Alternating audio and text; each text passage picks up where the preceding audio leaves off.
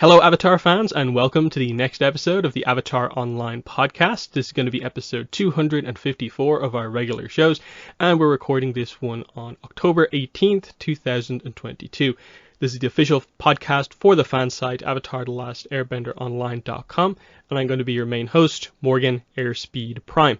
Joining me on the podcast is Greg2B from the site. What's up, everyone?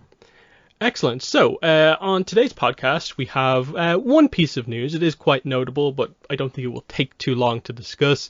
And then we'll be doing two of our episode reviews. One for Avatar, one for Cora. So, 118, the Waterbending Master for Avatar, and then K112, 112, of course, Endgame. So that's a finale for Book 1.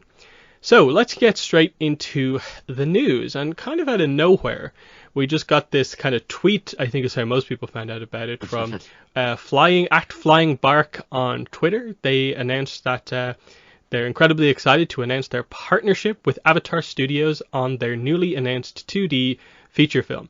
We can't wait to get started on this project, and we're looking forward to welcoming even more amazing talent to our studio. They link an article which effectively goes into detail on they're hiring more artists to work on this Avatar film, and there's a couple of quotes here and some details here, like, for anyone unaware of what this animation studio is, it's an Australian animation studio, most known for being the animators on Rise of the Teenage Mutant Ninja Turtles, both the show and the recent movie that came out. They mentioned Lego Monkey Kid and Marvel What If as their recent stuff. It does say it's a set to couple traditional animation with substantial CG elements, and they, I guess, technically are the first one to more officially connect all the information together, that this is the movie that would be directed by Lauren Montgomery and stuff like that. But oddly, they don't specify that this is the ATLA movie focusing on Aang and Co., which is information that's actually out there, but we'll get into that.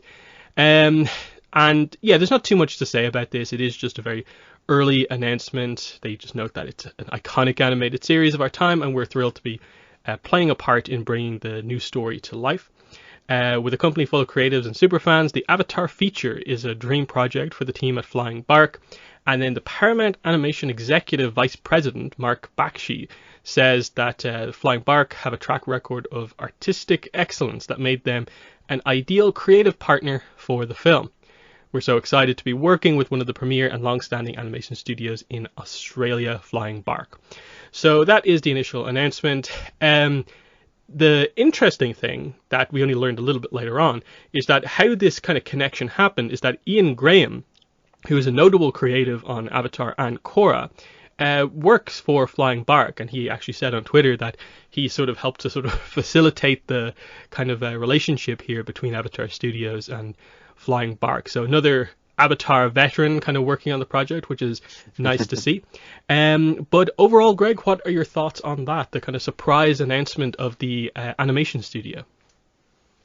Yeah, it was, I guess, kind of a surprise. It seems like these things always come out of nowhere when we find out about sort of the behind the scenes for these projects. But no, overall, I think it sounds pretty good. If you've seen some of the stuff that they've produced before, it looks like they have, like they said, their proven track record of making really good stuff that's really creative. And, they've already worked with, Nickelodeon, Viacom before. So it looks like, they already have some relationships already there and going, which I'm sure helped, as we just mentioned, facilitate this whole deal going down. So yeah, it definitely sounds like it's a good, start for this actual, feature that's, technically still untitled, I suppose. Yeah, that's probably the big thing in all of this, is that they say it's a newly announced 2D feature film, but I'd hesitate to really fully say that a movie has properly been announced, and that they said the first three projects will be movies, and that the first one will focus just vaguely on the main characters of the franchise. So it's not a ton of information, but we have to assume they are doing the animation on the ATLA movie. The only other stuff is that obviously the whole kind of premise of this is that they were talking about job listings to build up the team. I think they mentioned they already have 350 people, but they're getting more in, of course. And if you go onto the Flying Bark website and look at a lot of these positions, there's like 2D animator, 2D technical animator, ink and paint finisher, 3D animation, asset, compositing, and a lot of other things like lighting, pipeline, production, VFX. And if you go in and look at them, without even reading that much of them, you'll just notice a couple of them have like dates somewhere in them. They say that, like, say, 2D Animator, for instance, says roles begin from May 2023 onwards. But if you go to the 2D Technical Animator, it says that roles for that begin September 2023 onwards. So people have been trying to piece together if this means anything for like the schedule. I think some of the earliest stuff that you see is like some of them are starting in March, and then some of the latest stuff is for September. So I don't know. What can you really take from that? In that, like, okay, ink and paint kind of finishing, is that a later stage of animation or not? Is that maybe suggesting that's happening in September? Who knows? All we know is that apparently the rumors are that it is a late 2024 release for the first one, but it's been a while since we heard that, and we don't know how valid or not or recent the information on that actually is.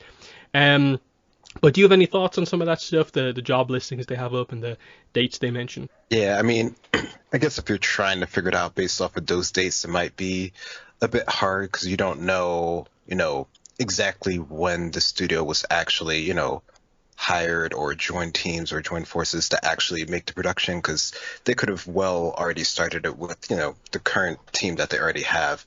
Obviously, if it's a movie and they don't currently have the staff available for it, then of course they're going to beef it up more, which it clearly looks like that's what they're doing. But it doesn't mean to say that things haven't already been going. So I don't know. I mean, as far as like, when things might go or when you might actually see anything, I mean, the idea that we might see something in 24 doesn't sound unreasonable, 2 years or whatever from now, plus the months and stuff. So, I mean, I wouldn't be surprised if it takes that long to actually produce something. And, I guess I wouldn't be a little bit too surprised if it came maybe a little bit sooner than that, depending on how much time they've already had on this. But yeah, no, I mean, it's cool to see, what they're looking for and, what more they need than what they already have. So yeah. Mm-hmm. Yeah, I think for me, one of the other interesting parts of this is that this was relatively big news, but none of the Avatar related accounts, like the official stuff, has posted about this. So as far as I'm aware, Mike and Brian, neither of them have mentioned this. The official like Avatar, Cora, Twitter, Facebook, Instagram accounts have not mentioned this, which is weird because it's clearly like a very official announcement from the actual animation studio. You'd think they'd point this out. If they're pointing out like very minimal things to us, like officially as like a big sort of news bulletin, like, surprise, the first movie we'll focus on, Aang and Co. Why not mention what animation studio it is? So that's weird, and I think it brought up just another round of like, Avatar Studios, where's your website? Where's the official Avatar Studios like accounts? Are we going to update this anytime soon? That's the kind of thing that a lot of people have kind of like issues with. Do you have any thoughts on that? Just like, why has this just been sort of Flying Bark and the people at Flying Bark mentioning it, but like no comment from like Mike Bryan, anyone else?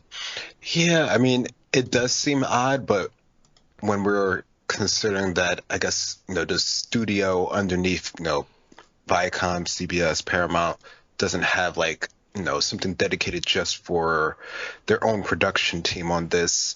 I don't know, necessarily if the other social media outlets are into doing more of the behind the scenes stuff. I mean, we have seen them do it before. Like they have, mentioned a couple other things, when they deemed them big enough. But maybe they're not into doing more of the like production ready side of things, which of course, as people who are really big fans of it, we're like super into that. But maybe they don't think their, general audience isn't, as curious to who's, actually making the first production, which I don't know. I think that might be something that they're missing out on.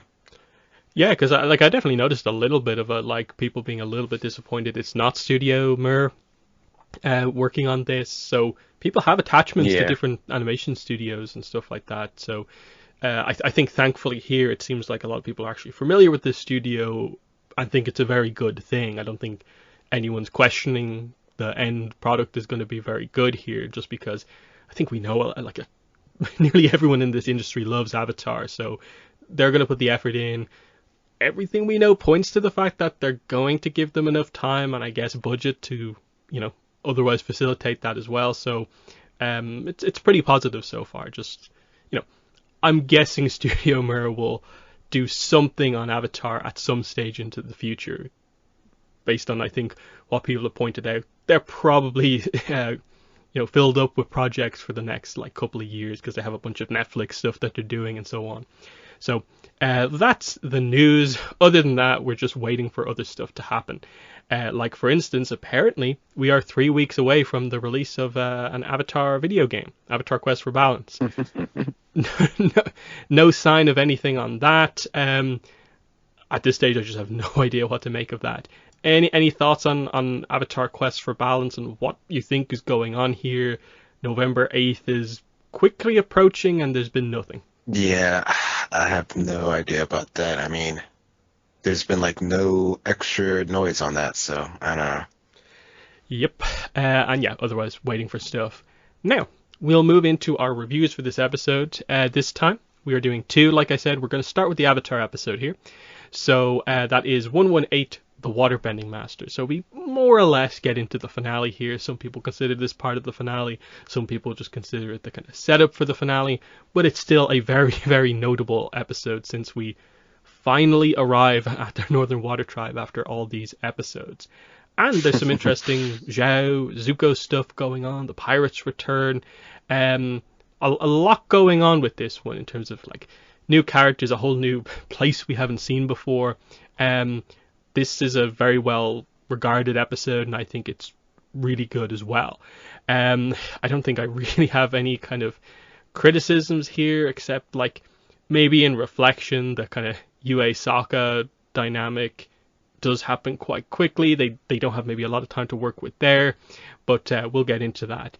But your overall thoughts on the Waterbending Master? Yeah, no, I agree. This is one of those episodes that is overall pretty well regarded. I think, getting to the later, the end of the season, of course, all the episodes, the intensity of them, sort of ramps up. And I think this one does a good job of it. It has, both sides of the story here, not as much on the Zuko, but, just enough to see that, things are going to all, come to a head near the end of it for the season. And, it has a lot of interesting bits along with the new location that we're at as well. So, no, I think this is a really, really good one. Mm-hmm.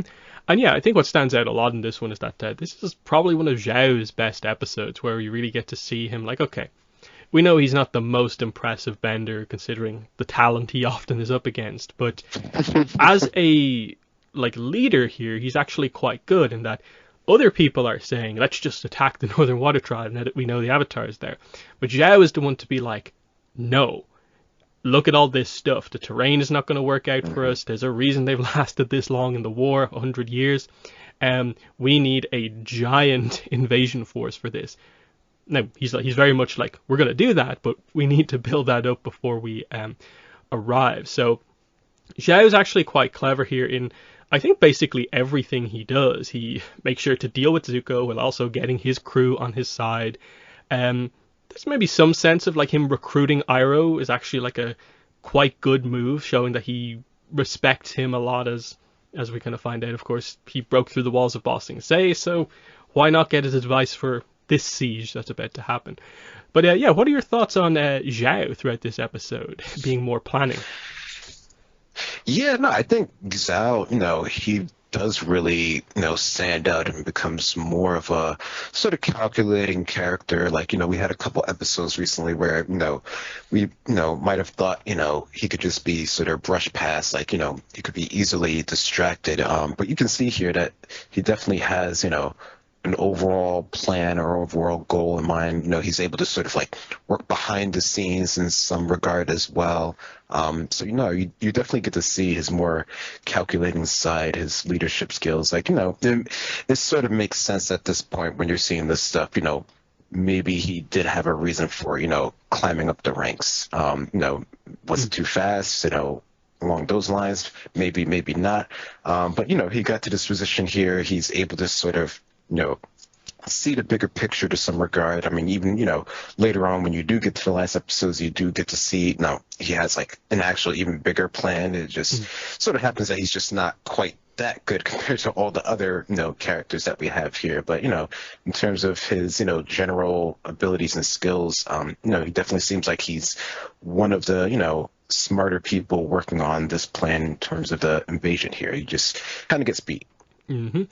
And yeah, when he does arrive to meet up with like Iroh and Zuko, we get this very interesting kind of connection back to the Blue Spirit, where of course he spots the swords on Zuko's wall and immediately connects the dot that those look very similar to those swords, and Zuko could be this character, and so he asks like, "Oh, are you good with swords, Zuko?" And Zuko denies it, even though like we know he is good just from Blue Spirit, of course. From other information, we know Piandao trained him, which is interesting. But he obviously denies that, and this is a pretty low moment for Zuko. From here right up until the explosion that happens, it's one of his lowest moments because he has no power to defend against Zhao here, because Zhao is higher ranked. He can just take his crew like this. Zuko thinks it's unfair because Zhao is completely like winning the race to get Aang here. So Zuko kind of feels like he's done. He's out of the race to get the Avatar here. And then the assassination attempt comes in. Another relatively clever move on Zhao's part to just get anyone possible out of the way. Maybe you can question, are the pirates the best assassins to hire? But they seem to do a pretty decent job. It's only like Zuko's like firebending reflexes that really kind of save him in all of this.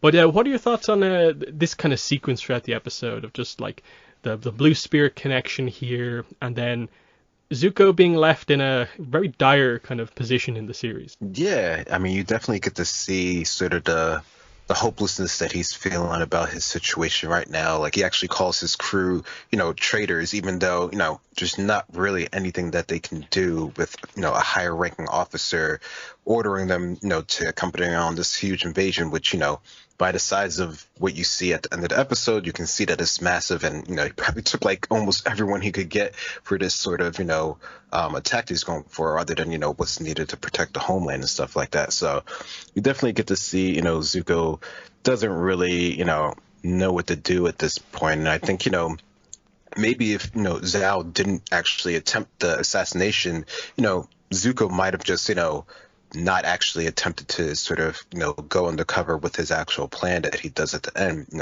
Maybe he might have stayed away. I kind of doubt that, considering Zuko's pretty driven. But, there could have been a different situation of how he actually went out going things. But yeah, no, definitely puts Zuko in an awkward situation. Yeah, because like the whole point here is like he's missing his crew, so I suppose technically he can't like man the ship alone just with him and Iroh potentially, especially on a quite long voyage, so he'd have to find a crew elsewhere. But the way it ends up working out is that Iroh comes back, and it kind of happens off screen, but the idea is, I guess, Iroh kind of fishes Zuko out of the water. He's alive, slightly injured, but Iroh gets him on board Zhao's ship because he actually in the end agrees to go with Zhao, under the kind of guise of like, oh, I'm in mourning over like Zuko's death, but I will join you, for the Fire Nation together. So that's an interesting one in that, Iroh's wisdom is good, but it's arguably what leads to Zhao's downfall, bringing him along like this. But yeah, what were your thoughts on the the bombing itself here, and how they did the reveal that Zuko is actually alive? Yeah, there is a lot that does happen sort of like off screen that you just sort of like infer. I mean, I think after seeing it so much, it doesn't like bother me anymore, but I could see, potentially being like, oh, how did that sort of happen the first time you're seeing it? But, I think it kind of works out in the end. I mean, the pirates, they, I think, their usage of bringing them back is pretty cool. Are they the best choice? I don't know. I mean, I think, the idea and their plan was pretty solid. Like you said before, like if Zuko wasn't so good at fire bending, maybe he would have not have actually made it. But maybe the pirates should have thought of that in their plan to sort of take Zuko out. So maybe that was just poor planning and poor foresight on their thought there. But yeah, no, I think the idea of it actually working was solid at least. Hmm. Yeah, like if Zuko hadn't like kind of like heard or slightly sensed that someone was on board and went looking around, because like he basically only survives because he gets blasted at the window, whereas if he was like below decks, like it'd be over basically. Because he does the kind of zhong kind of technique where he kind of like blocks the blast by trying to create like a ball of fire around him, and it just kind of like blows him out the window. But yeah, he ends up undercover as one of like Xiao's guards basically, as the episode ends with like the invasion force. So we know the finale is going to be Fire Nation attacked the Northern Water Tribe. But that brings us to the other side of the episode. So the arrival at the Northern Water Tribe, they basically get ambushed by kind of waterbenders, and quickly get sorted out that like, oh yeah, 2 waterbenders, a sky bison, and an air nomad, not the threats that we think they are.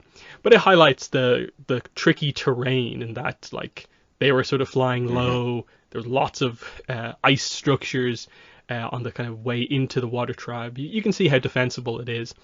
As they go in, we get the immediate sort of love at first sight between Sokka and Yue, and just a really nice shot of how majestic in a way the Northern Water Tribe looks. They do this later on. They've already kind of done it with say like Omashu. They're going to do it later on with Ba Sing Se. This is one of those notable locations that is still mostly intact after the war, at this stage of the war. So yeah, what are your thoughts on finally arriving here at the Northern Water Tribe? Yeah, I mean, it definitely was a nice way, I guess, to sort of show off the city and, just to show, I guess, sort of the relief of our, main characters here, after traveling for a while and sort of getting on people's, each other's sort of nerves here that they're finally revealed to the city. There's a little bit of action there. Like you mentioned, you definitely get to see, I guess, the idea of why the terrain is so, torturous and how, they've been able to defend themselves, just being able to see, sort of all the waterbenders and, how they're actually able to sort of bring the walls down so that they're actually able to entrance the actual city here. I think it does a really good job of, I guess, sort of showing the scale of the city, especially compared to, the South where everything is like, so much smaller. At least the main village that we see, is so much smaller overall. It definitely is a pretty big sort of contrast.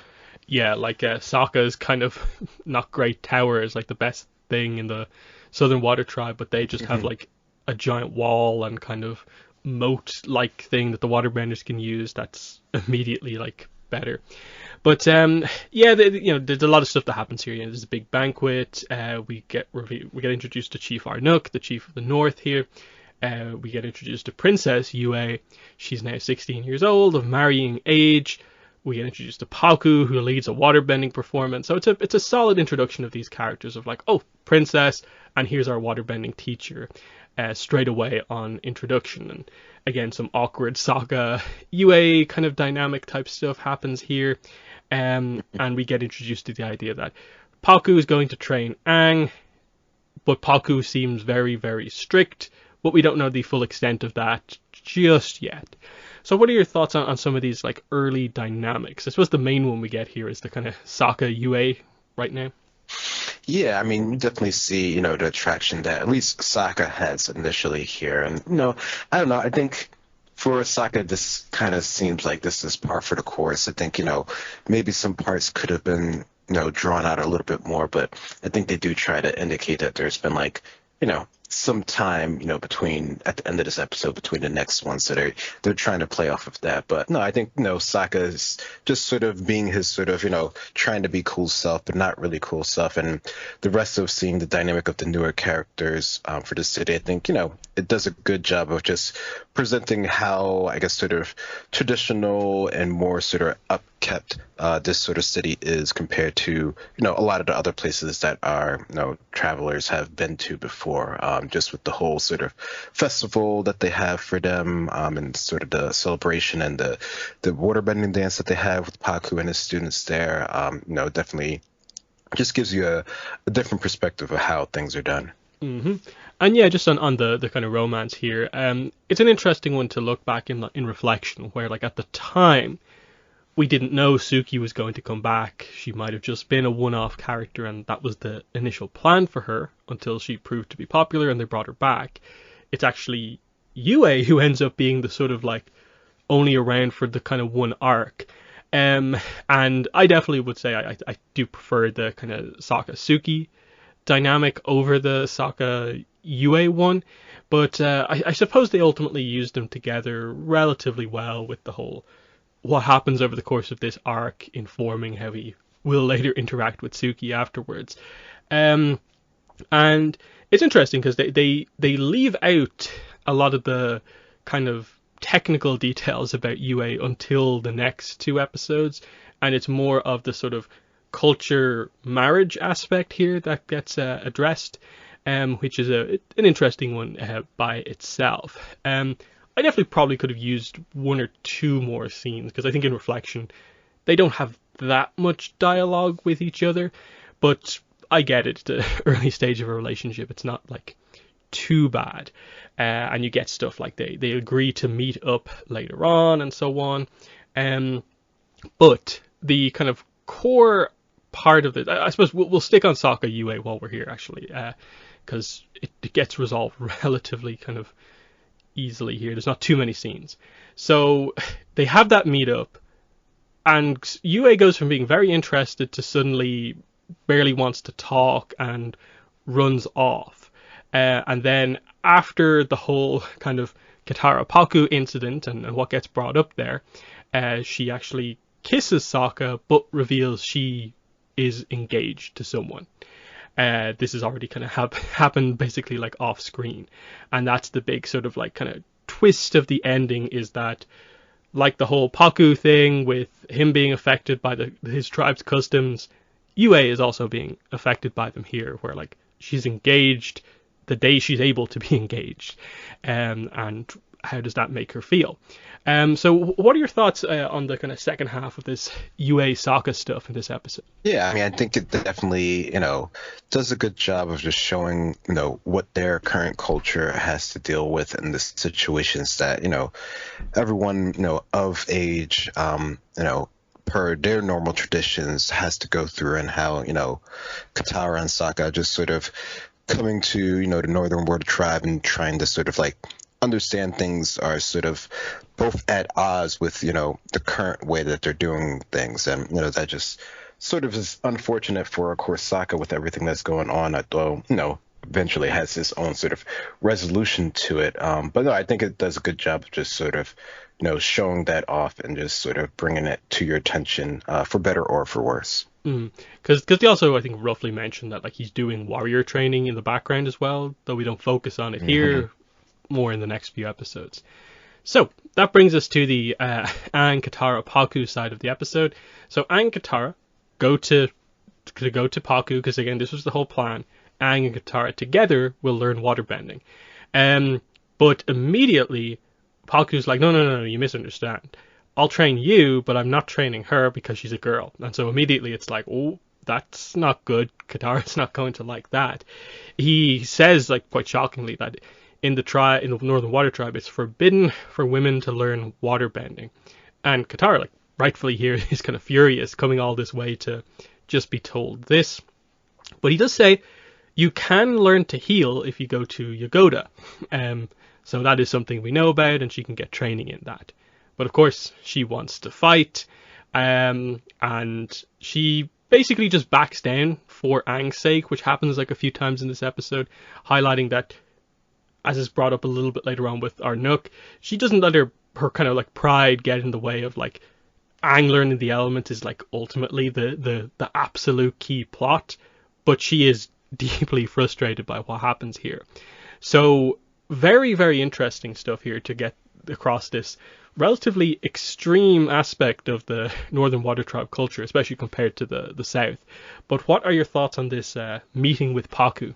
Yeah, I mean, I guess, it is, extreme, at least considering from Katara's point of view, especially having, traveled this whole way and finding a master. Now, of course, they try to go to, I guess, who we're, assuming is like, the best master in the Northern Water Tribe right now. So, maybe they could go for someone else. Well, Qatar could go for someone else, and, it might not have as much of a conflict here. But, I think the point that they're trying to get, that just, this isn't something that overall is accepted, in their tribe for the most part. Although by the end of it, it does seem like they become pretty quick on like the 180 of it. So maybe it wasn't as ingrained as we're led to believe, but at least initially it definitely, comes to a fault here where, Katara, even if she is able to swallow her pride a couple times, because, she does see sort of like the bigger picture of things.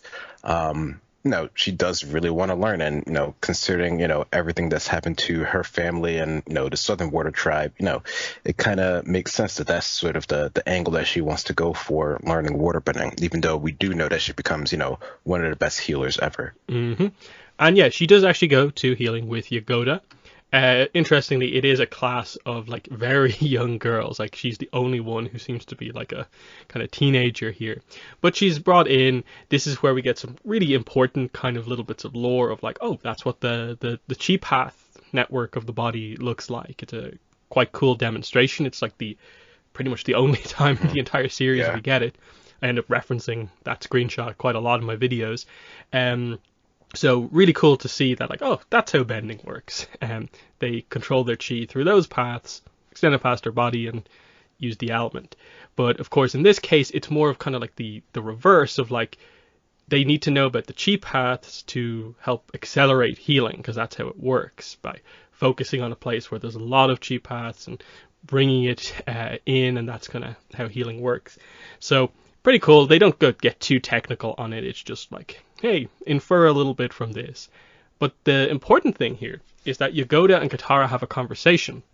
And Yagoda thinks Katara is engaged because, of course, she's wearing a betrothal necklace. And this is where we get the idea that, like, oh, yeah, that's a Northern Water Tribe thing. So there's a bit of a reveal here that she got that from her mother, who got it from her grandmother. The reveal is that Kana, Gran, is from the north, which Katara didn't know about before, prompting the question, why did my grandmother leave the Northern Water Tribe? And then obviously with that, oh, Gran was engaged to marry someone in the north, and what's going on here? So some pretty cool reveals here with using Yagoda as an example.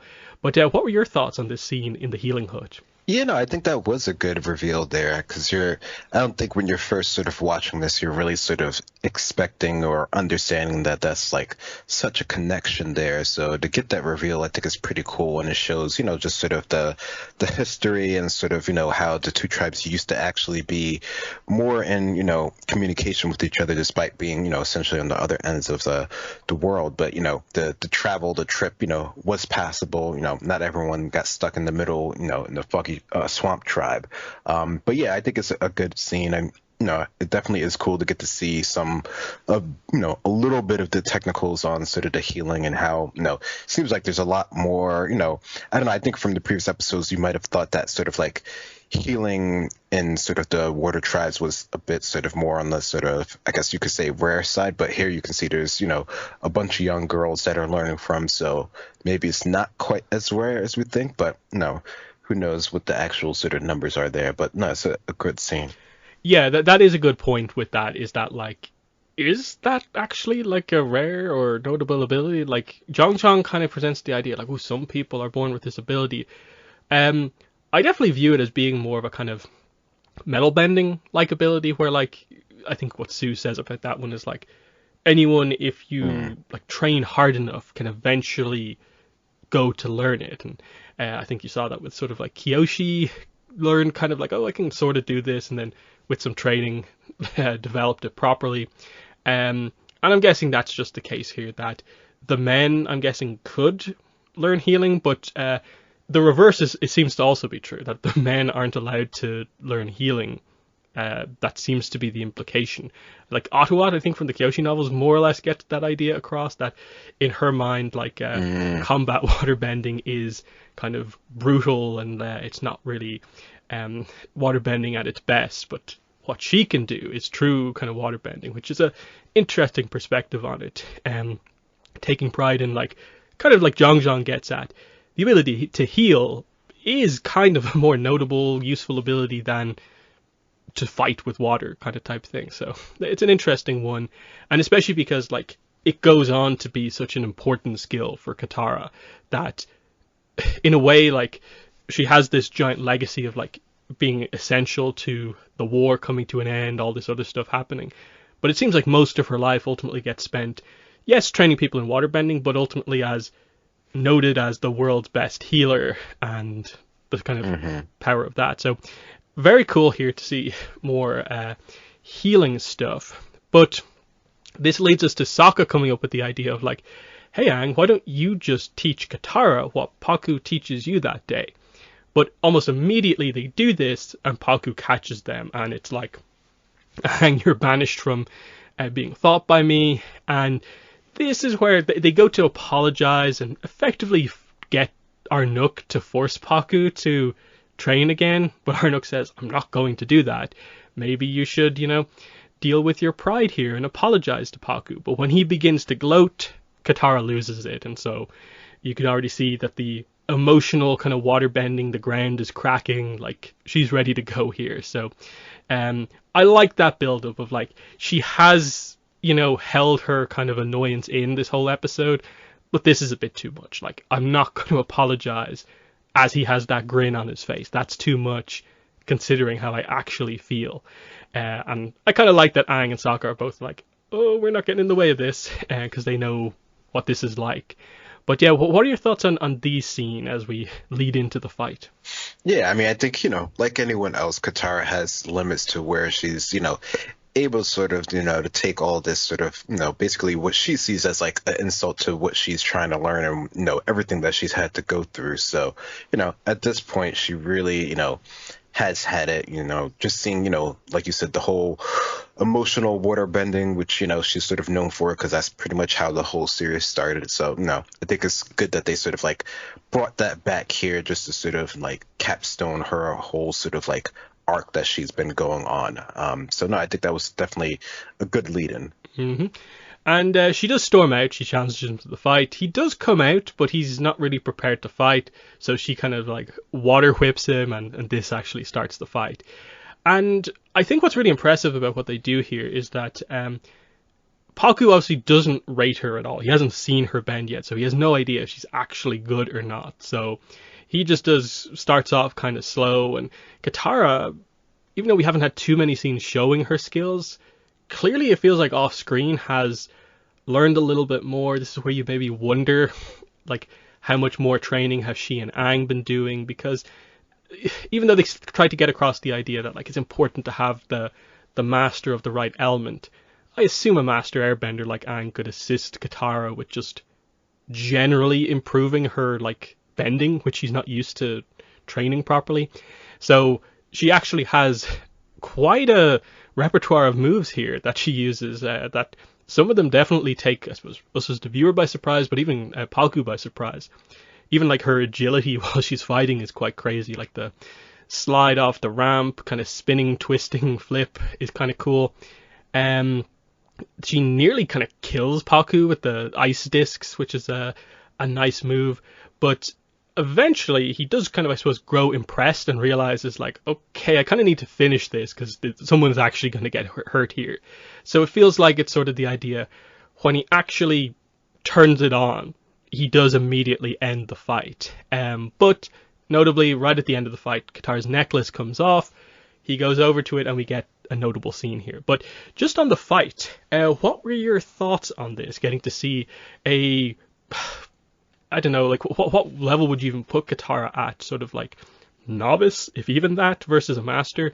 What are your thoughts on this fight? Yeah, no, I guess you would consider her technically a novice at this point. I mean, she's had, the scroll before and she's had Aang with her. So, like you were saying before, he's probably helped in some of the sort of like, transferable parts between, bending and general sort of practice here. Because it definitely does seem like Katara has a lot more skill that we've seen, before up until this point here. I mean, it feels like if she had this, level of skill just a couple episodes ago that she would have been, had no problem, dealing with any of the people that most of the people that they've come across at this point, considering if she had, enough of her element or was prepared enough for any of the battles. But yeah, no, you definitely get to see her sort of like agility, her dexterity, her ability to just sort of, think on the fly here. Granted, it's still, she's outclassed because, she's been, only waterbending since she's met Aang, right? Or at least, seriously, trying to learn how to waterbend since it was something that she had to hide from before. But she's no longer about that life now. So she's able to hold up, relatively well considering, how much he's probably holding back on her. But it does, enough to get to show that she does have some skill and that, she might have some potential. Mm-hmm. And then interestingly, all the like Northern Water Tribe children are cheering for her, like along with like Aang and Sokka. Mm-hmm. So I don't know how much you could necessarily read into that, but they clearly like the idea of, I guess, potentially one of their first times seeing a girl do like combat waterbending, because I'm guessing that is like some of the healing class and stuff like that as well. This might be like an inspiring kind of moment in a way. But yeah.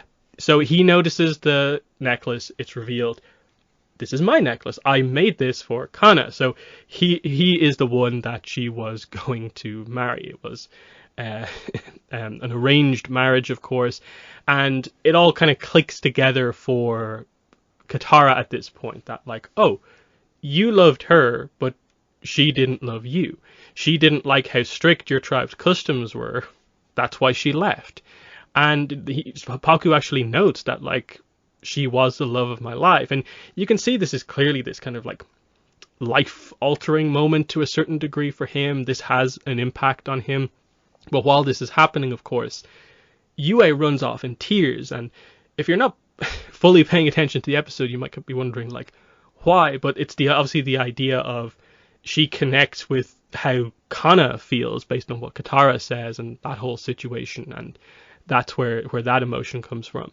And yeah, we do get it resolved quite quickly after that. It's just like cut.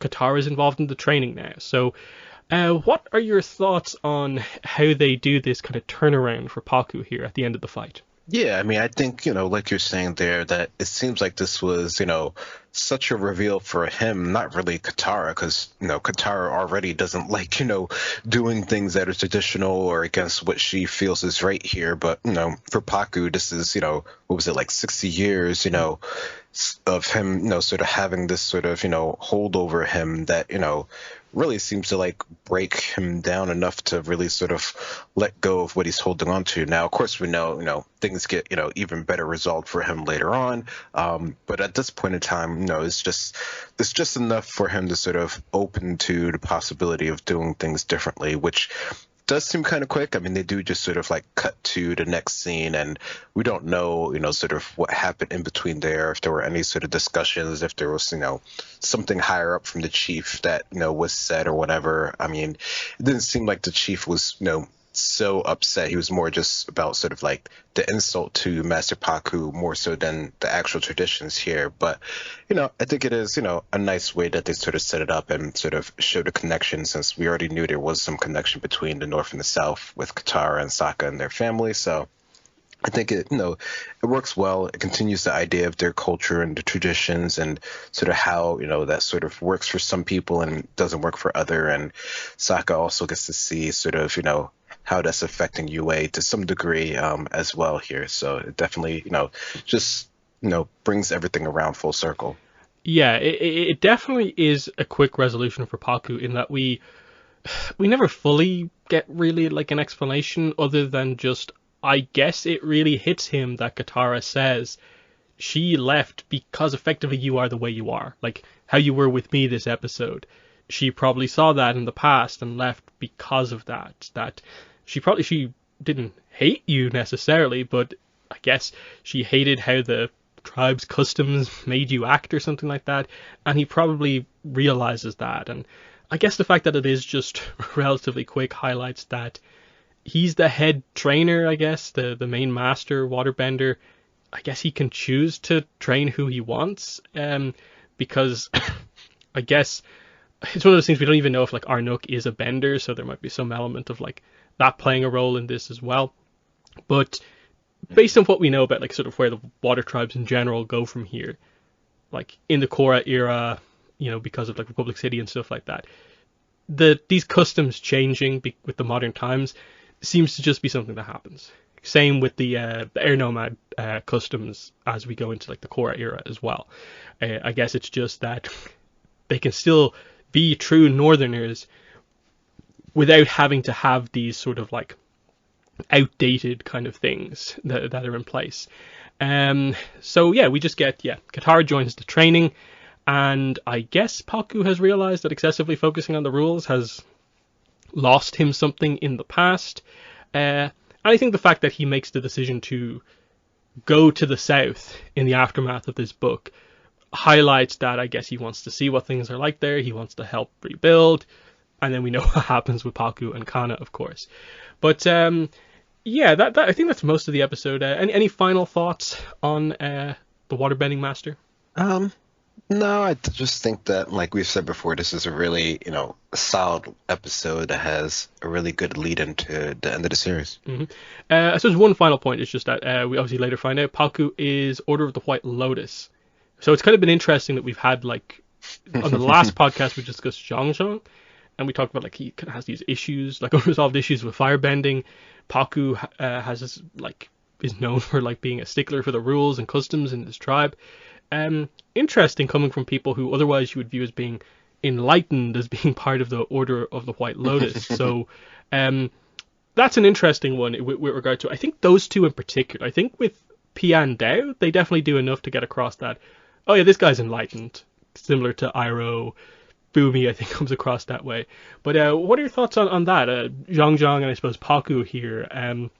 Do you think they fully had that planned out? And what are your thoughts on how their kind of odd views on certain things compare with being part of the owl? Yeah, no, that is a good point to make there. I mean, I think, just because you're a wise master and you have, some sense of enlightenment enough to be part of, this organization that is, generally for the betterment of the overall world, doesn't necessarily mean you don't have sort of like, some ideas that have been entrenched in you over the decades that you've been alive. So I think it is, something to consider, and just think for, how they're, going about, I guess sort of what they view is right for the world. And, things do change, which it does seem that at the very least, both of these characters, despite, their ideas are, open to things actually changing and, evolving over time, which, a lot of older characters or older people in general aren't as open to. So, they do have some of that in them, regardless of, how maybe stickler they might be for their own viewports or things. But it is interesting that they are both back to back. I do wonder about that. I don't know. That might have just been sort of like a happy coincidence, but I could definitely see it being planned if they did, have their schedule out far enough in terms of the writing and stuff. Mm-hmm. And yeah, with that, we move on to the core episode, which is K112 Endgame, the finale. So my general thoughts on this are that I think it's a really action-packed ending, and I think it gets most of what it wants to do right. I think you can tell absolutely that this is the Cora book with the least number of episodes. You can tell that this was a potential endpoint if they didn't get confirmed for more episodes, and so it feels a bit sort of suddenly final right at the end of the episode. There are a few things that they don't quite explain as well because they didn't have quite enough time, but the actual scenes going through the episode I think are really good. The action I think with basically all the characters is really, really strong, and it's just I think it's just missing a little bit, and it kind of ends up standing out because it's the last episode and it doesn't kind of nail everything perfectly. It kind of feels more flawed than it maybe actually is. I still think, book one is in general really, really strong, where maybe only one of the episodes is on the weak side of things. I'd still consider this to be a really good episode with how they resolve everything. But your overall thoughts on Endgame? Yeah, no, I think it does do a good job of, tying up a lot of things. I mean, it doesn't do everything, but no story ever does tie up everything. And considering this was sort of like a up in the air episode, I think it does a good job of getting most of the points across, and giving us a good bit of action for everything that we've seen at this point. Especially when you consider how this was aired with the previous episode, I think it does a pretty good job of sort of like continuing on sort of the storylines, or the sort of major plot points that they were bringing up, and then sort of bringing them to some sort of conclusion. But yeah, does it feel like it could use a bit more episodes in terms of like developing things? Yeah, I mean, there are clearly things that they wanted to do, and that they did eventually do, since it did get more episodes. But the way that productions goes and stuff like that, not everything's always so far seen to the future. But for me, it's still a really good episode. Yeah, this is the only one where it really feels that way. I think you can definitely tell book 2 into book 3, even though there's a reasonable gap in production, the end of that book directly sets up what happens in the next book with harmonic convergence. Here, not as much, but we'll get into that at the end here. So I think the best way with this one is just to kind of go through it sort of character by character. So our opening scene is like with Bolin, Asami, and Iroh. So Iroh, what he gets up to. They attack the runway. They do get sort of captured initially, but Naga and everyone free them. This leads to Iroh having to hop on top of the planes as they're taking off, because they were delayed, of course. And we get our crazy Iroh Man sequences where he just hops from plane to plane. He does a little bit of sort of like fire gliding to get from plane to plane. Bit of lightning involved here.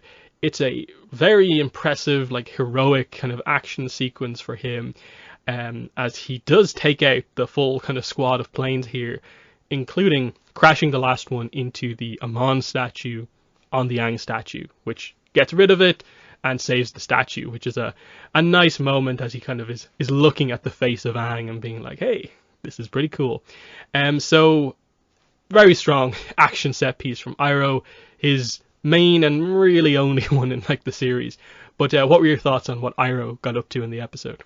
Yeah, no, I mean, it is, his only one really, which, he is sort of like a minor character. He just, has an iconic voice, and, he seems like he's important in terms of like the overall world scheme, but in terms of like the story, maybe not as important. But he definitely has some really good scenes in this one. I think, for, someone who is, such a overall minor character, they definitely, did a good bit to highlight him in the final episode of the series, and, could potentially be forever. So I think it was, they made really good use of him. The scenes, him being sort of the Iroh Man and flying around. I mean, a lot of this stuff, seems like on the sort of like upper edge of like firebending sort of abilities, and having the strength to actually push yourself around with firebending to that degree.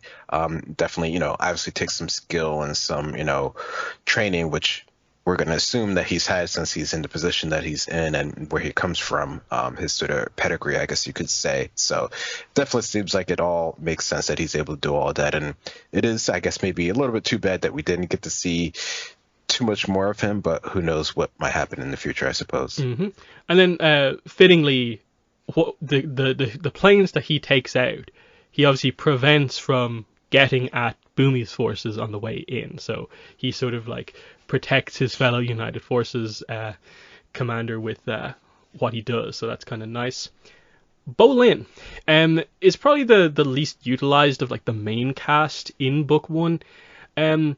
But he's pretty well kind of used here. Obviously, like Cora has given Naga to him for this mission, so we get to see a little bit of that. I think the main thing here is kind of his kind of big heroic moment where he comes in to kind of save Asami at the end. It's a nice contrast to like some of his earlier scenes where he was like terrified to even defend himself against Amman, but here he comes like charging in on Naga, earthbending all the time. And after this point, he is more of a hero, and he doesn't have those sort of potentially like cowardly kind of moments. It's not that much of like a character arc, but it fits with what's there for him this book overall. What are your thoughts on Bolin in this episode? Yeah, I guess this really is sort of like just the start of his arc as like a character. I mean, you can't really focus on all the characters and give them all sort of highlight. And there are two brothers, and clearly one has more of a focus on this episode and just the series overall. So Bowling gets a little bit pushed to the side here, but it is nice that he is able to sort of like you can see that he has a connection with the animals, so it kind of makes sense that he's working with Naga here.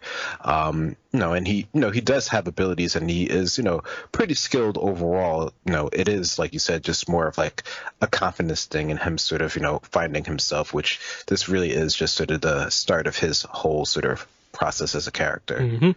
And then on this side of the story, we have the Asami stuff, which is the most like kind of plot character driven, because they're at the kind of airport basically, and Hiroshi is there. So you have Hiroshi confronting Asami while they have them captured, and it's very interesting the way he's presented. He's in full on equalist mode here, talking about how like he wishes that she could see sense, that in his mind he's avenging his wife Yasuko's death.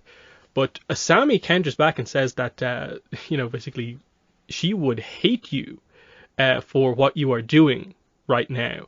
And Hiroshi basically has just given up on Asami at this point. Like, he gets properly angry seeing that she won't, in his mind, see sense and come over to his side.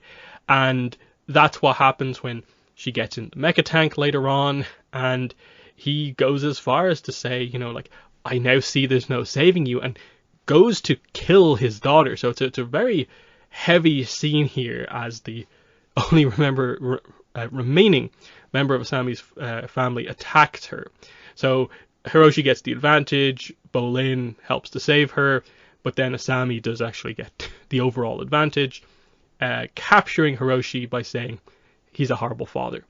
So I like this, because in this book, at least, Asami has this arc. We come back to it in book 4.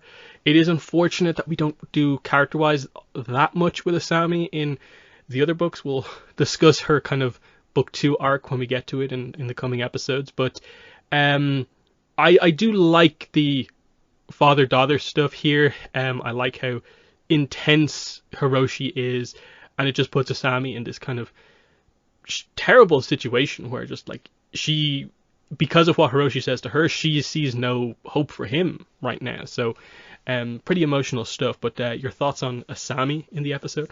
Yeah, it definitely is very emotional here. I mean, I think they really come at odds with the whole situation of what Hiroshi thinks he's doing versus how Asami sort of views it, and how the whole rest of the city views it as well, because he's essentially the number 2 person behind everything, especially with all of his resources and everything. So it's definitely pretty shocking for everyone, especially Asami, to see what her father has become here, and how she really has to go toe-to-toe directly with him in the mecha tanks, which are of course based off of their company's sort of technology that they have here. So she's able to sort of pilot it without any issue here, although it does seem like he's a little bit better with it, which makes sense because he's been using it for a while longer.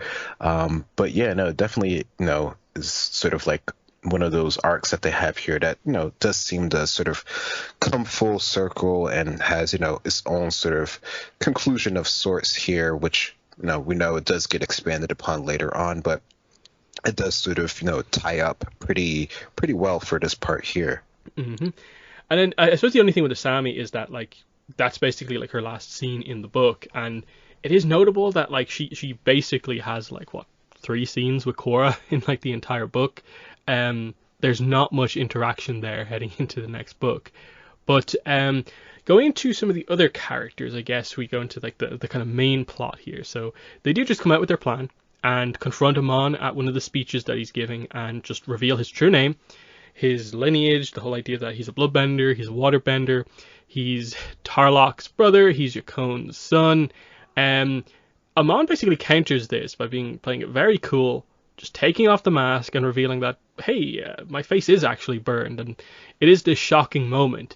It obviously gets revealed to be makeup as like a last ditch kind of point here. But it is at the time a pretty shocking moment where you're like, oh no, is there another twist in the Amman story? What happened this time? But even further than that, they go to leave to kind of come up with another plan. He then, out of nowhere, reveals he's captured Tenzin and his family and is planning to take all of the airbending away from the world. We discussed this before in episode 10. This is just unexplained. It is never explained at all when Amon captures them and how they're even here. It's even pointed out by, like, Cora is in absolute stunned shock that they are here. I guess they just sent other airships and the Bison got tired, but I think you needed to say something more than this. Otherwise, it is just to get across that he's mysterious still and he can make this stuff happen. But what are your thoughts on how the initial plan from Cora and Mako goes? Yeah, no, I mean, it's not quite as planned, of course, as, things tend to be in this case. And it's interesting that he is just, so prepared for this eventuality because, that doesn't seem like something that's just sort of by chance, but, he might have known that this might happen sometime, somehow, although maybe not to this sort of detail that, they know all of this information about him. But yeah, I mean, I get, you get the idea of what they're trying to go for to expose them, although they really don't have anything to go on with what they're sort of saying here. So they really are just sort of trying to say what they're going to say and just sort of trying to create some sort of discontent. But definitely seems like it's still like a bad situation for them to be in, even when you do see that, the rest of the airbenders are actually there and trapped, which, like you said, isn't really explained and could have used, a bit more on how that actually happened. I mean, yeah, you can infer, just like what you said, that there were more ships, that the air bison got tired, or just, they just eventually just got captured or surrounded or something like that. But definitely seems like it's something that might have been, more explained, considering how it doesn't seem like they're too injured at all or anything like that. But, maybe they did a hostage type of situation on them. Mm-hmm. And an interesting point in this scene is that immediately I think they do focus some attention on the lieutenant's reaction to Cora and Mako revealing the information about him. So I think you can see that, like, the lieutenant is kind of immediately suspicious upon hearing this, because there's been a few, I suppose, some tiny little moments. It's, I suppose, mainly the whole, like, confronting Tarlock incident where the lieutenant must be questioning, why did he specifically take the councilman himself? And this seems to, make that connection here. And this episode is what really makes it clear. He is the absolute, like, equalist, like, loyalist, 100%. So any doubt here, he is going to be the one to have that doubt, which is interesting. But they kind of feign leaving, but then Mako kind of does a kind of a surprise attack here with some lightning, and the action just sort of kicks off. It's interesting because it obviously highlights that, like, Cora frees the air family. Mako's holding everyone off in the background, like, on his own, which is quite impressive.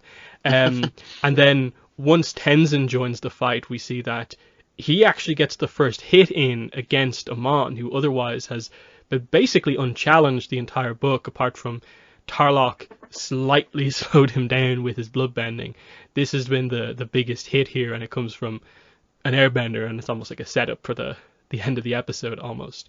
But the family does take their leave because they have to go and find where Pema is, of course, and Rohan. So it does leave still Cora and Mako to face Amon alone. Otherwise, they have basically taken out the other equalist in play here. But there's some nice bending on display here. They do kind of dual fire bending together. Mako's obviously quite impressive with lightning and so on. And especially, like, compared to, like, another impressive firebender in the same episode, Mako does stand out quite well here. So what are your thoughts on this sequence? Yeah, I think it is pretty impressive. I mean, I guess this is where we get to the point where we do find, or we, get to see the real, impact that, Mako is really talented in his bending. And just, I guess you could just say that they've adjusted to the equalists overall in terms of being able to fight them, because early on, of course, they weren't ready for this. They just didn't know their sort of tactics, and they got beat pretty quickly here. But, here we can see that, even Mako alone is able to sort of push them all back, and especially when Tenzin is there, he pretty much, airbending, as we've seen in almost, most cases, since it's, not so common at this point in time in the world, pretty much gives you a pretty good advantage when, you can't really readily see, what you're sort of fighting against. So it also makes you sort of question, like, how did they get captured in the first place? But, with the family maybe being overwhelmed, there's, a number of ways that could happen here. But the sequence itself is pretty good. Mm-hmm. And then I will bring up a scene I think I forgot to mention from the previous episode review, Skeletons in the Closet. Right at the end of that, Mako does come to some conclusions about Amon's powers, given that that's where they find out about bloodbending. He does mention that, like, oh, that's how he's able to fight benders acting as a non-bender, is because, like, he's basically using subtle applications of psychic bloodbending to, like, slightly redirect attacks to give him more of an opening to dodge and stuff like that. And so you have to assume that that sort of stuff is happening throughout all these fights where Amon is both using his bending and not using his bending. So I think a lot of that stuff is kind of almost hidden in the dialogue, that they actually reveal that he uses bloodbending for, like, much more than you actually think. And because he is a psychic bloodbender, no one would notice him doing that. So that's an interesting point. And it leads, of course, to the kind of big middle scene here of the episode. Mako and Cora confront Amon. They're kind of they flee into the kind of pro-bending training room. They hide, but he spots them immediately and bloodbends them now that he's on his own and no one has followed them. And we basically just very quickly get the idea. He bloodbends both of them. He focuses on Cora, and Cora gets her bending taken away right here, right in the middle of the episode. No particular build up to it or anything. It just happens, and it's shocking, and we know it is actually happening. And I like a lot of what goes on here, because they obviously imply that bloodbending grip means he can just walk into the room and sort of slightly activate his powers and be like, oh yeah, there's two people in here. And so that's why hiding doesn't really matter for him.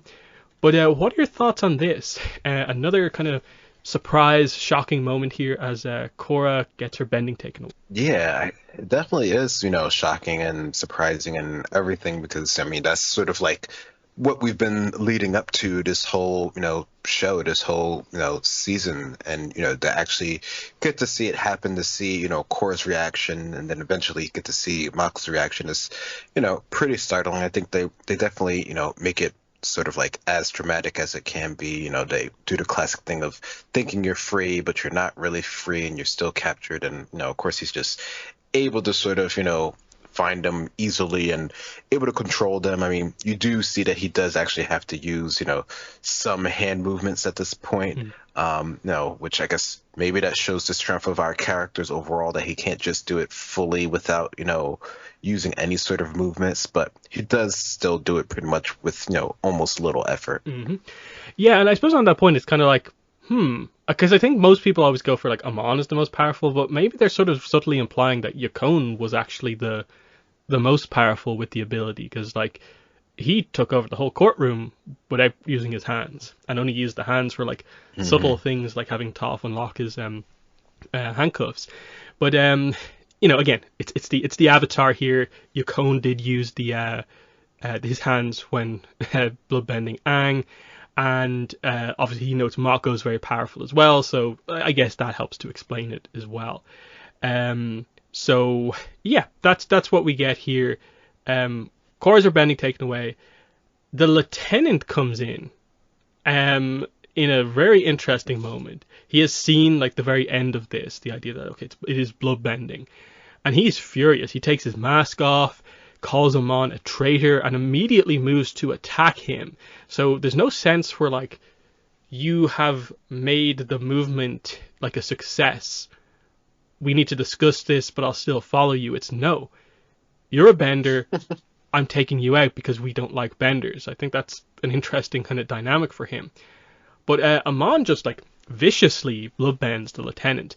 It's hard to know what they're exactly trying to imply in that, like, is it like it sort of comes across where, like, what Yukon was about to do to Aang, he has sort of done to the lieutenant here in terms of like using bloodbending to basically like break bones, do internal damage, because he just throws him into the wall, and we never hear from the lieutenant again. So, do you think that this is the death of the lieutenant here? That's a good question. I mean, considering what he survived before, maybe not. But it does seem to have like an air of finality to it, the way that they're sort of showing it in this case here. But I don't know. I mean, I guess it would be something to see if he ever sort of like came back in any sort of form, later on or something like that. But it's also, I guess, sort of like, the villains sort of like minor type characters, so it doesn't really have as much importance, but they definitely do, make note of this happening and, sort of the distress that he has over this, what he sees as, betrayal of everything that he's sort of believed in. Mm-hmm. And this immediately moves to Amon moving to take Mako's bending away, but Mako has sort of used the lieutenant distraction to move a little bit while still being in the control of Amon's bloodbending. And as he's coming over, he slowly manages to force his way into the kind of lightning generation position. And right as Amon comes up to him, Mako does hit Amon with a blast of lightning. And it's enough for him to be able to get up, grab Cora, and run for their lives, basically. So it's a very impressive kind of thing for Mako here, being able to sort of force his way through, activate his bending while in that bloodbending grip. And lightning is always a pretty impressive attack, and the fact that Amon can actually come back from this, speaks to obviously his endurance and stuff like that. But yeah, what are your thoughts on this Mako moment here? Yeah, no, this definitely is a standout highlight moment for Mako with his lightning bending, which, he eventually does, even more sort of impressive feats with this, I think. But yeah, I think, the ability that he has to summon, any amount of lightning bending from this sort of awkward position and it to have such an effect, like, I mean, you can tell that it's not sort of like the strongest that he's ever done. It doesn't have the whole wind up or anything like that. So, maybe that's why Amon is able to sort of recover from it, so quickly. Although, who's to say that he wouldn't be able to recover from it regardless, just because of his own sort of skills and everything. But yeah, it definitely is sort of a cool scene to see him, try to have, a little bit of, hope at the scene and able to take Cora away. Mm-hmm. And this leads up to our big moment. Amon confronts them again. He bloodbends Mako. He does say he's impressed by Mako, and no one's ever been able to sort of get the advantage on him like that. It's almost a shame to take the bending away from someone so talented. So high praise for Mako from Amon. And right as it's about to happen, Cora stands up and sort of reaches out. She turns it into a punch, and airbending happens. So it's the first time Cora airbends in the entire series. And it's shocking for multiple reasons. One, she hasn't airbend at all. Two, apparently all of her bending was taken away. So, interesting point here. But everyone is shocked by this, even Amon. She drives forward and does some, relatively basic airbending here. She doesn't go full airbender form, but just uses it effectively to drive Amon back. He has a slight recovery where he does put the bloodbending grip back on, but Cora at this point is able to blow through it herself and sends him flying out of the arena.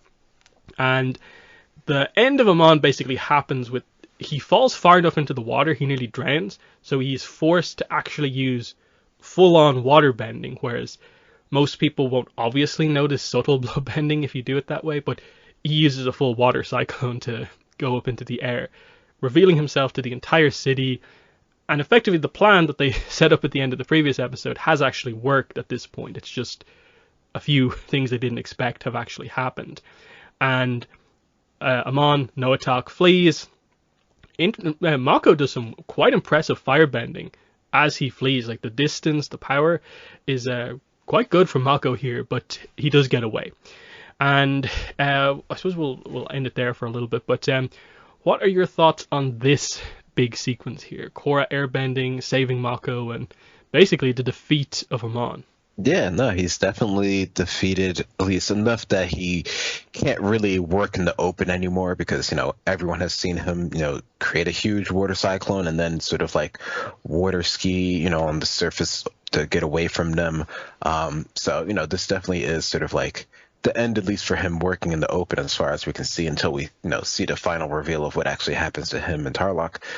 But yeah, no, I think it's, it's always one of those standout moments in people's minds just because we get to see, Cora airbend for the first time, despite her technique or maybe lack of technique, it's enough for her to get the job done and to save herself and Mako here. So it's always, one of those standout moments that people always, mention. Yeah, and obviously the explanation for this, there's a little bit of detail to it. They roughly give it to you in the episode. They don't like focus on it that much, but the idea is, of course, with how Amon actually taking bending away works, he closes off parts of a person's chi path.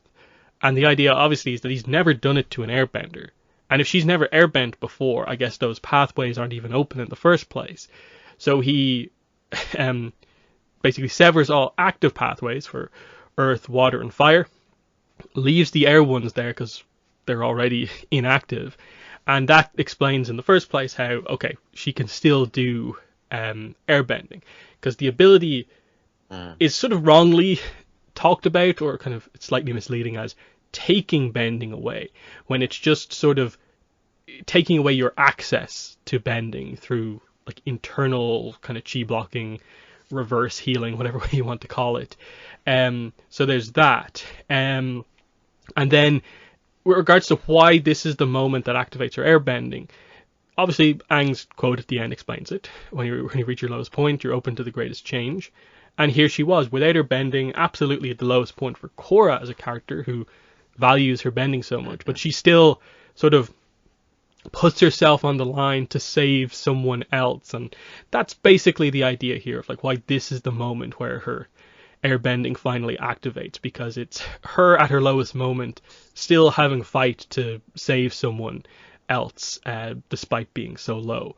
But what are your thoughts on this more kind of like technical aspects to this? Because they don't spend a massive amount of time actually giving you the explanation, but it's there from like interviews and stuff like that. Yeah, I don't know. It's hard, thinking back on it now, sort of what the sort of like initial thoughts on it. I mean, the idea that, one of her abilities, wasn't accessible, so, it necessarily wouldn't get, blocked by what Ahmad's doing, that sort of, makes sort of like the logical sense of how things work in the Avatar world, at least in terms of, how we're going to go about how their abilities work and how we, sort of understand them working, without having, exactly all the sort of like technical specifications of how things work.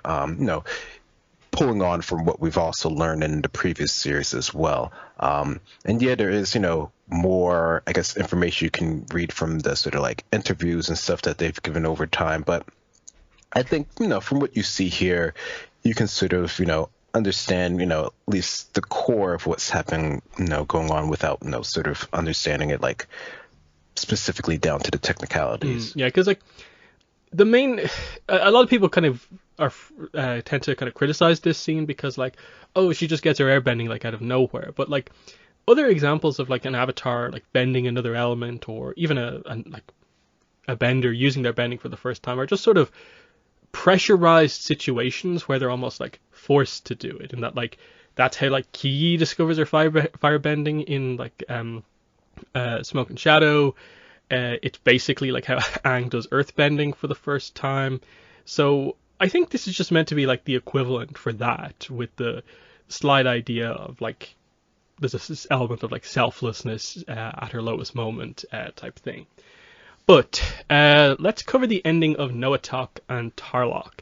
So there's two scenes here. The first one is just Noatok goes to free Tarlock from his cell.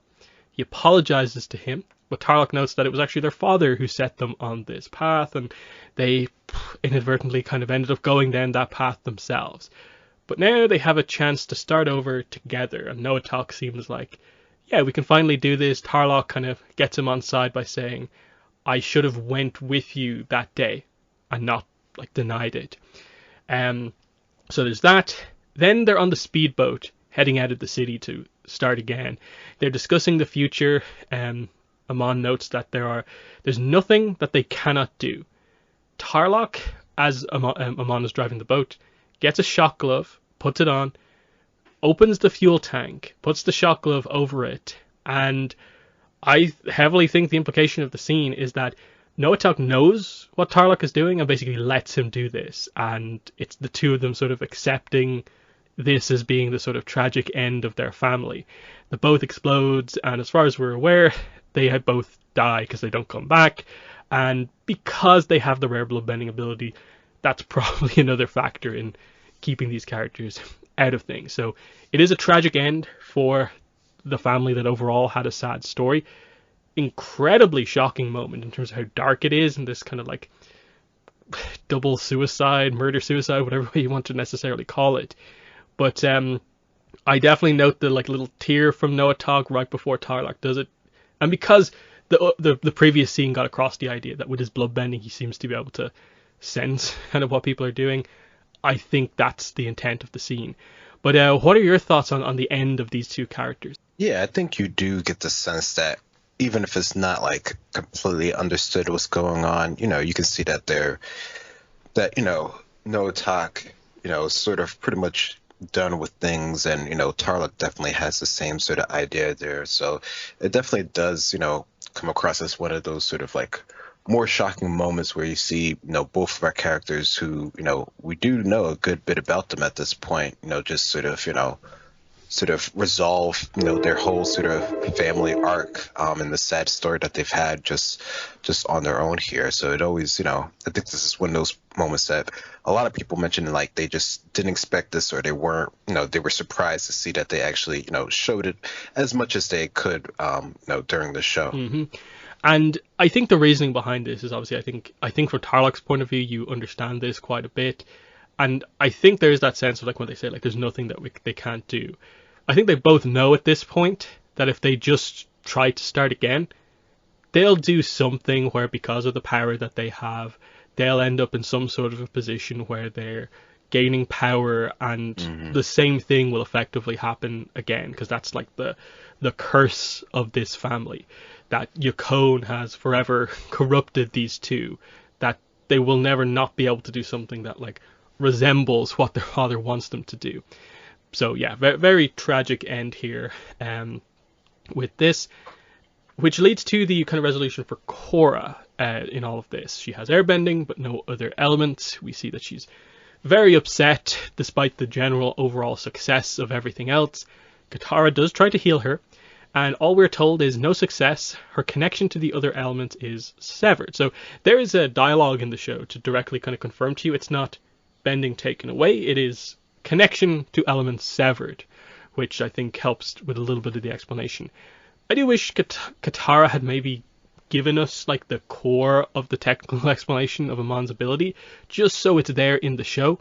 I don't think severed is quite enough, because there's a bit of a stretch to get there. But she goes to leave by herself. She wants to be alone. Mako follows. He tries to get her kind of back around. He does reveal that he loves her at this point, and she's taken aback by this. It hits her, kind of, it's emotional, but she has to just leave at this point. She has to be alone.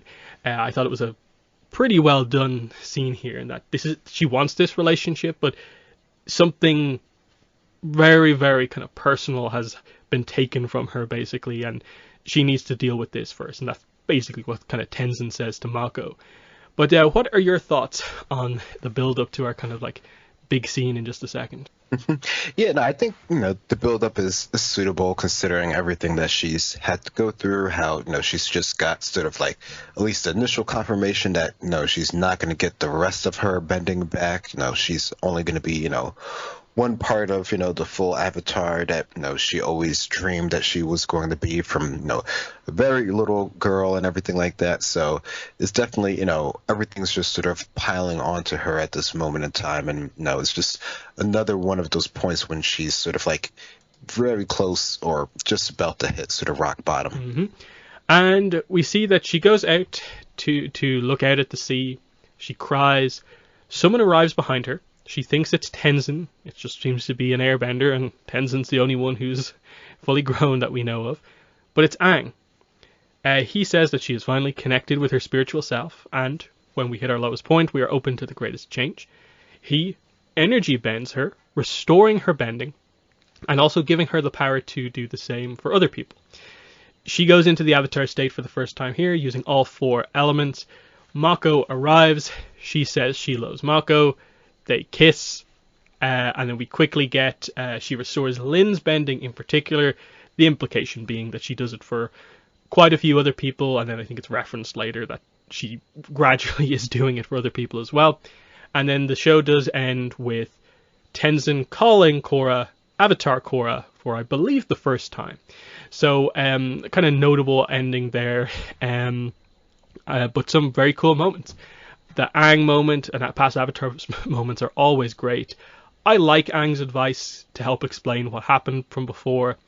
The energy bending thing I think works because we've seen it already with the line turtle, and given the technicalities of what's going on here, I completely understand the idea of like, this is an ability that can, in the line turtles, give people bending who aren't otherwise bending, take it away, properly take it away.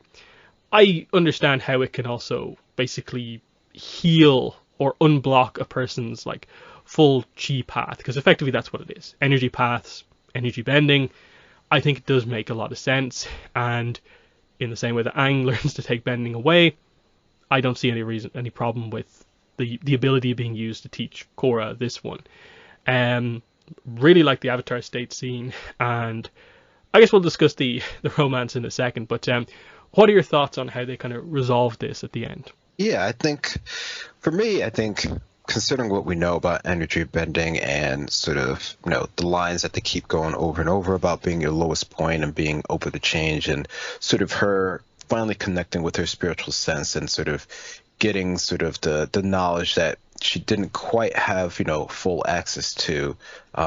It works for me in terms of her getting her abilities back and then being able to, transfer that on to other people in terms of, healing them and recovering them. So I think, for me, their setup that they've done from the previous show and, leading up to here works so well enough for me to explain this. It doesn't seem like it's too, out there from what they've shown so far. So I think it's nice. I mean, the scene where she does get all of her sort of like abilities back is a really cool scene. It definitely shows, sort of the power and the strength that she has, recovered from everything that she's sort of gone through. And, that does lead to the nice sort of final moments that they have in this episode. Mm-hmm.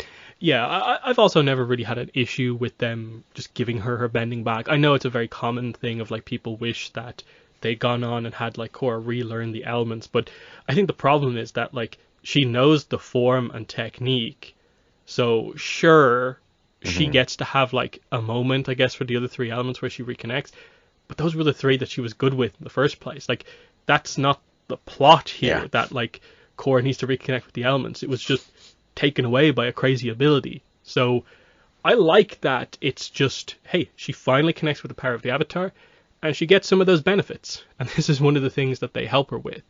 And it's a nice contrast to, like, she gets nothing at the end of book 2, and she has to do it, like, all on her own. So they don't just have it be Cora completely relies on Avatar state abilities for the entire series.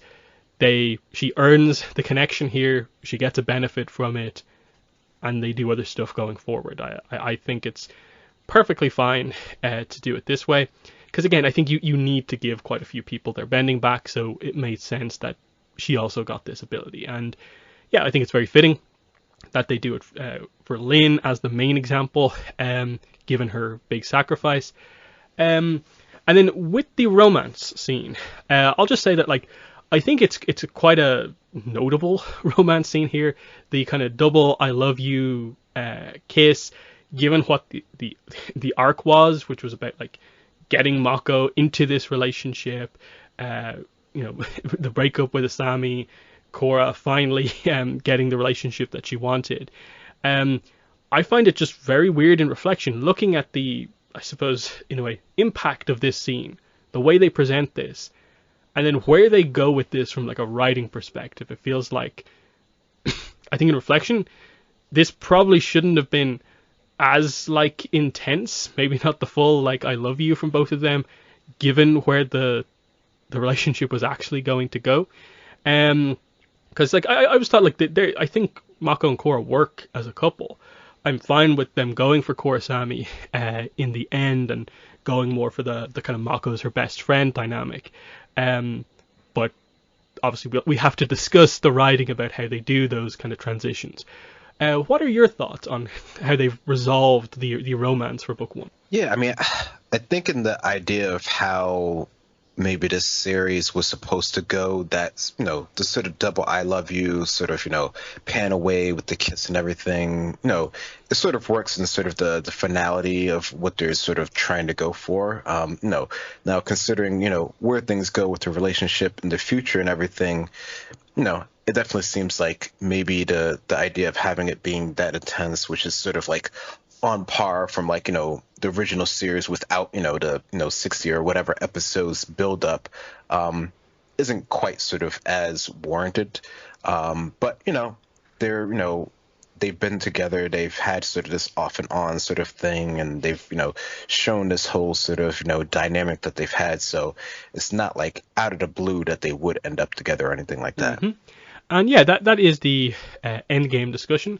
We'll have a little bit of discussion here just to end the episode, reflecting on book one now that we've finished a book of Cora here. I've always liked book one. I feel it's always been a little bit forgotten in the which book is the best discussion, because it's very consistent. I think there's maybe some slight weaknesses with, say, episode 2, episode 5, of course, because it's the main romance one. A little bit with 12 here, just because it's the resolution of the shortest book. But everything else I think is really strong. Like the first episode's great. I like the pro-bending stuff, so I don't have a problem with that setup. Episodes like episode 4 are great. And then 6, 7, 8, 9, 10, 11 is like a great run of episodes that there's no real problems with, in my opinion, ultimately. And I don't even dislike the romance in this book that much. I think it's more next book where it goes properly off the rails, and I think there's some very questionable writing decisions as they work out where they're actually going. This one I actually think is a relatively done, like, bit of drama, but you resolve it in a nice way arc. It's just, I don't think they follow it up very well. Otherwise, like, yeah, there's maybe some little things like Bolin didn't get a ton of focus. Asami in reflection probably could have done with a little bit more focus, given that like this is her arc basically here in this book. Otherwise, like Mako, Cora, very well done. Tenzin, well done. And then all the kind of reveals, surprises, shocks of the whole bloodbending arc, I think always stand out for me with this book. So I always rate this, I think, as pretty much being my like second favorite book of Cora overall. Because I think it is really, really high quality. I don't have many complaints with this one at all. I think there's one thing we can discuss after this, but your overall thoughts on Cora Book 1? Yeah, I think overall it does stand out as a really solid, book, season here with a sort of contained story, because it does do a good job of sort of, bringing you from beginning to end, introducing you to this world, introducing to these characters, also throwing back some things if you do know the original series. So there's that as well that you can enjoy. But even without that, I think, it has its own contained sort of true line that you can sort of enjoy and sort of, understand where it's going for. And, it does still leave some things open that, if there was something more to be, there's a lot more that can be explored, which of course is what happens. But I think if, this was the end of it, I think, for the most part, people would have been okay with this. It's just the end of how this is, this series. Mm-hmm. And then the final thing I just want to say is just, how do they kind of resolve the main theme of the book? So that being like equality, the bender, non-bender conflict. A lot of people do bring up that it kind of just disappears in a way in between books, and for the most part doesn't really come up again. The way they do it is we have a change in how they do leadership going into book 2. They get away from the council, where they're all kind of like Bender representatives of each of the nations, and instead switch to an election for just a president, which the way it resolves itself is that we get a non-Bender president. And I think just the fact that that happens, that is allowed to happen, is a notable kind of piece of progress, that a non-Bender is now in power, and there's actually no Benders in the official kind of positions of power. So they kind of course correct on that front. Do they address, the reality of, is there actually problems between Benders and non-Benders that well? They attempt to do it with stuff like the whole, the Gomu underground stuff from the previous episode. But overall, I think they just lean on the idea that a lot of the Equalists were extremists who just hated bending in a way for bending's sake. They do crack down, the police force cracks down on triads going forward, which is one of the other problems. And then the whole Gomu kind of homeless plot does just kind of fizzle out a little bit. I don't think we really come back to that. So I think they do an okay job, but I think that's probably the main point of which you probably should have had an epilogue that addressed those specific points here a little bit. But again, because they do go over the whole, non-Bender president thing at the start of the next book and so on. I think they cover decent ground there without really, really hammering home the points from the book. But what are your thoughts on that? How does book one do its themes going forward?